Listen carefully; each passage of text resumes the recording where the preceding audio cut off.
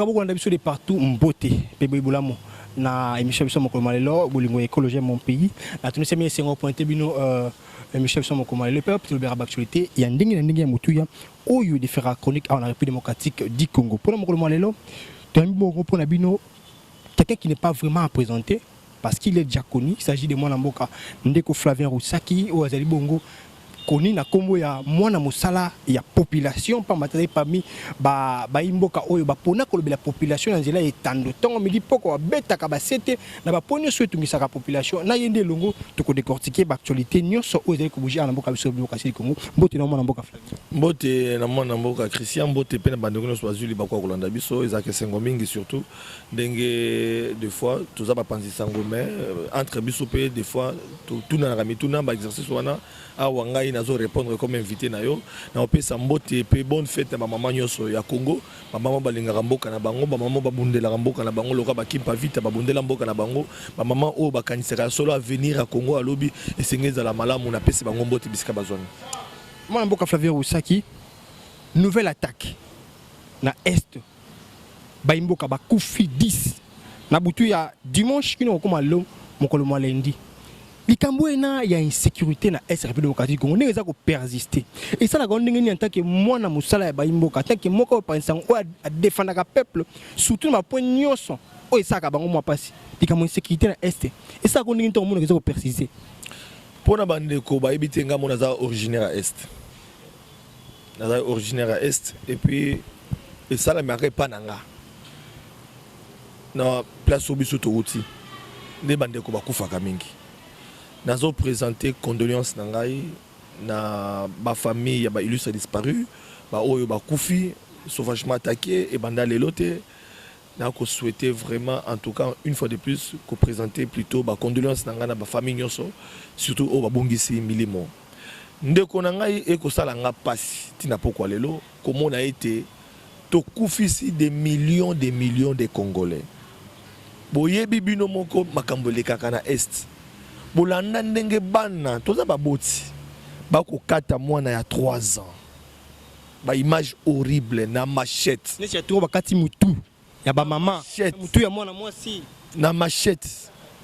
ba pasoli mosusu mona nzoto ya ndeko akopema mukongo basi ba pasoli eko sali makaka na est tomoni ba mama baza ko éventrer bango tomoni ba papa bakangi basinga bana force te bakati mutu bakati makolo toko mituna jusqu'à quand ba congolais bakotika kolela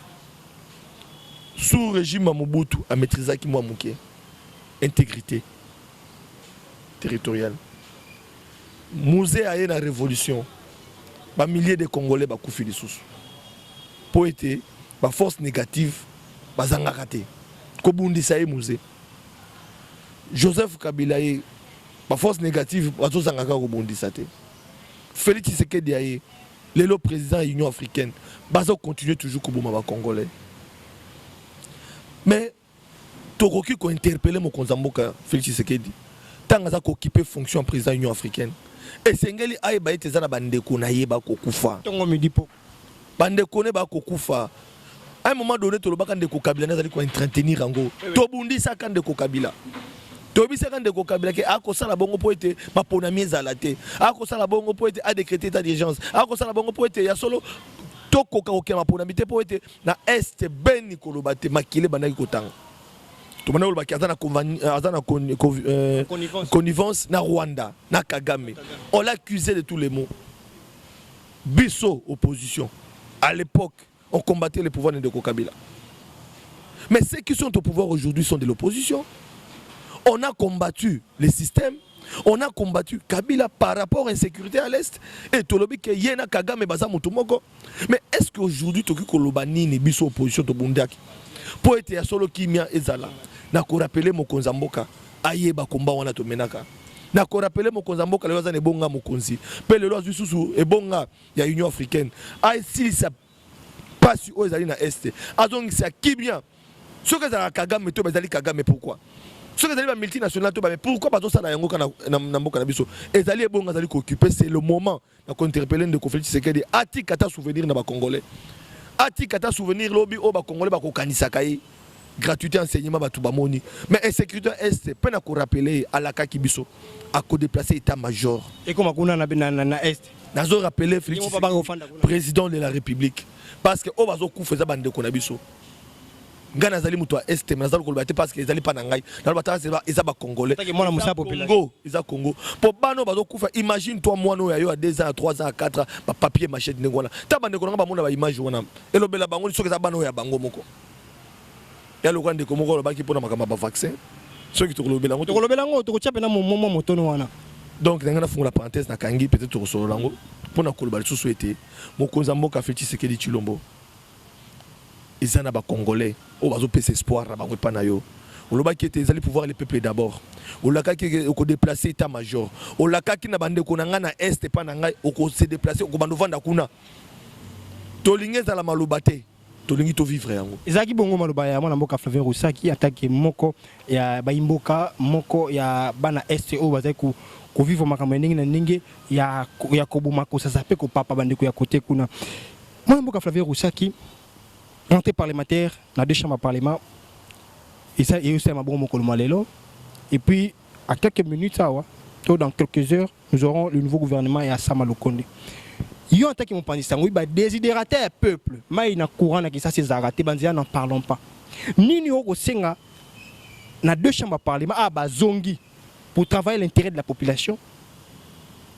avant qu'il y ait tout le gouvernement à Samalukonde aux autres makamini. Na ko souhaiter bon retour na bande ko na biso ba député ba maso ya ngai otobunda pe ba se retrouver comme ba député lelo bazali ba député baza ba élu bien que kuna ba noma mais o ya ngai bitumba ba yete ba vota bango ba confrère na biso ba journaliste na opesa bango mbote rentrée parlementaire o ezali rentrée moko ba congolais ba kota la bango ezali rentrée politique té pona ndenga diale lo ba ke kopema té ba ko sa musala session oyonde ko permettre tous au gouvernement à solo ou ko za investir session oyonde ko sala été à solo na o état dit le peuple d'abord comme Mokonzamboka lobaki na zela union sacrée et dans la slogan té bande ko ba vivre ngo coup de chapeau ba réussir ko sa bureau ya assemblée nationale coup de chapeau ba réussir ko sa bureau ya sénat coup de chapeau na musala basali ba ko ici gouvernement lelo oyo mwana mboka Félix Tshisekedi président de la République a commis na parlement na ye a commis na Sénat na ye, a commis na gouvernement na ye. Mais moi, moi, mon population, la qui était simbi sous terre, était fait ce qui est Mokamemboka, au moins le bec à Kabila, ah, yo pour Kambi, tout le monde est amoureux. Tout le monde est appelé moi et l'eau, moi, ils ont on peut devant une fête.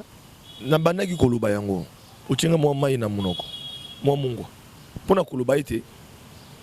bande konabiso bazana droit ya RRT. Na ko interpeller ba député so ba mona ke bakene ko sala maseki ya ko koisa gouvernement ilukamba bakene ko sala maseki ya ko koisa mabunda ba mona sala maseki ya ko koisa Alexis Tambwe Mamba po bango bakoma plus que ba owana peuple congolais ko sanctionner bango décembre to ko la discours à Mokonzamboka sur l'état de la nation azan excuse sous sauter le peuple d'abord oyo pendant ko tia ba blocage ba bazali ko tia ba kroka jambe bazali kotosa Mokonzamboka te aye mo kalobi aza humilié na banzi na décembre oyo tozokende to na mois de mars to kende mbangu to kende mbangu to kende mbangu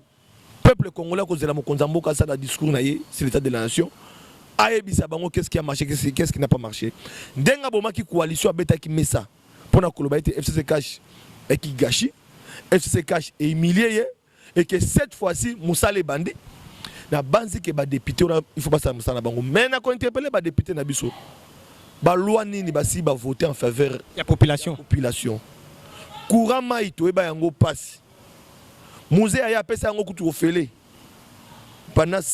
3 à 6 mois si je ne m'abuse pas 6 mois ya courant mai le ba forage comme partout to mona courant okende te tanga musée ne bananga okende lelo to mona mai ko okende te tanga musée ne bananga okende lelo to bite parce que ba kadogo banobeta ba fimbo dalibo. Mais avant, on a fait Tshisekedi. Courant comme il passe dans Kolobate. Facture, déjà, ce côté de la facture et les canaux, la facture, on dirait est triplat. Facture à courant à maille est triplat. Toloba, Tomi tourne. Est-ce que c'est pour la maman Covid-19 pendant le confinement? Après le confinement, pas triplé, facture, et Tikala Bongo Tilelo. nako senga na mokonza mboka nako senga na ministre ya énergie o akokota gouvernement Sama ya Sama on bazar de femmes munene ya lobby nako senga na parce que toza ba kinoa tozo vivre ngo to comme loka batu mususu bakoma paya na mboka na bango to ba ke no courant na maïza te na ba commune périphérique mais comme na centre ville tina Gombe maïza te courant zate forage na Kasavu forage ngingi wana nde koloba te parce que bana Kasavu na ko pesa bango mbote bana kalamu na pesa mbote pona koloba ete bango kutu basalaki ba jour na ba jour mai bimaka te ata likute litanga te aucun député alobela ekomi ya koteka ya kosomba mai ekomi ya koteka ya kosomba awa na ba commune mais to komi tuna régie des eaux changer te sidel lango changer te kaka o Mobutu atikaka kaka o Muze atikaka kaka o Joseph Kabila atikaka kaka o Félix Tshisekedi akuti o pays ya kotika mais qu'est-ce qui fait que mai de l'eau potable congolais azala d'accès na bakio lo badini ko accéder na ngote et pourtant constitution et pesi na congolais droit ya ko accéder na mai ya kitoko de l'eau potable ya ko accéder na courant na énergie mais pour na kolobake ba ndeko na biso ba député ils ont alerte rouge bazozo nga parlement ils ont masekité mais union sacrée oyo na komona ngo na avenir mingité bat ba kozela ngo pena mona mboka o komona avenir te ngo na avenir mingité pourquoi ndeko Christian tika bisa révélation lika momo yemo mutu ya na ebisa yo yango na ka yomo babeta ko yango na elo bat ba kozela yo jumona ka no tena mone ko simba te ali batake yo aturozo banga sute o komona ngo penza na avenir te pona nini oyebi ke biso bato yo toute une école ya Kondo Tshisekedi toute une école ya Franck Diongo Chamba toute une école ya Martin Fayulu pona koloban dans le sens de la révolution à combat automene Vital Kamerhe bazebele toki ko banga koloba vérité te soki na beta maka pona lobaka vérité na lobaka ete lisanga wana coalition FCC kache ko botambo mate ngandoki ngaboy mais lelo mokonza mboka 2 ans après l'obité simbita apanzi yango na ebisi bandeko na ngai za masekité et sengeli to sauver nation lelo et sengeli to bundela mboka na biso lelo pasi eleki ba fonctionnaire ba futa malamu te pasi eleki ba enseignant ba futa malamu te pasi eleki ba médecin ba futa malamu te pasi eleki na biso pasi eleki bana bazongi classe ata gratuité mais na ba école même il y a catholique na ba misusu ba komo benga na bana c'est aussi un grand problème mais un souci c'est sûr na bana classe bazongi mais bazo benga na bana ebele ba otanga te ba parents ebele ba kotala gouvernement na musika espoir ba tozana maboko Félix Tshisekedi mais est-ce que mona mboka Flavien zela na silisa espoir ba congolais aller na mona mboka Félix Tshisekedi parce que estima gouvernement oyo sengi nini po yo tchaka négativité que non au monde avenir na tie négativité te na be bambuma mabe bazali comme ya malam bazali même étant wa Kabila bato malam pe bazalaki mais bambuma mabe pe bazalaki même étant wa Félix Tshisekedi awa bambuma mabe pe bazali yango na lobby boye mokonza mboka fungola misu d'abord gouvernement ngo ezoumela et kobima lelo to la muki ebimite panique alobe zaki ya juste pour na kosala kaka gouvernement oyo ko remplacer ya solo et ko zwa tamba to balembi parlement ezongi oyo lelo e convertir gouvernement na to kozela sama asala musala pour que lelo to baba nani ba koza ministre yango na lobi pour na Italie union sacrée yo landa ki ndenge bandi ko sala ba partage du gâteau biso ne to sala ba ouvrier première air biso ne to ko isaki o ba ko yeso ba meki biso ko isa biso ba député biso ba sénateur biso na bo na bana mandimaki biso bité biso ba ouvrier à deuxième heure ba vieux comme ko salema ba voyage bemba utakuna ya to moni katumba utakuna ba harmonisation de liste na yebisi yo partage du gâteau et bandi naza komi tuna est-ce que partage oyo avant gouvernement au salema et ko salema sur base il y a compétence et comme ça ma sur base il y a batu bazana bolingo Congo parce que ba oba bomi mboka na biso pe batu ba na compétence ba pe na expérience mais ba ki na bolingo Congo te Joseph Kabila lobaki ngozalaki mal entouré pour azaki entouré na ba professeur na ba toto yebi bazali femme belé ba professeur mais bolingo ya mboka ezalaki te parce que ceux qui bazana bolingo ya mboka a ko détourner te so za bolingo ya mboka a ko lingana na population alia mais tango bango baza ko se servir bana na bango libumu na bango oya biso bana banyo komanga to kufaka na ba marche na yebisu yo lelo bakomi ko bunda su pour la partage ya gâteau yango na bandi komi tuna na bandi komi to pena tuna ndeko Félix Tshisekedi au Panzi coalition FCC cash il faudrait pas quoi na mutambo ya sama il faudrait pas quoi na mutambo ya union sacrée oyo ke lelo na kati ya animateur ezala bato oyo bazana bolingo Congo te Kondo Tshisekedi akufaki pona bolingo Congo obenyango mutambo ndenge nini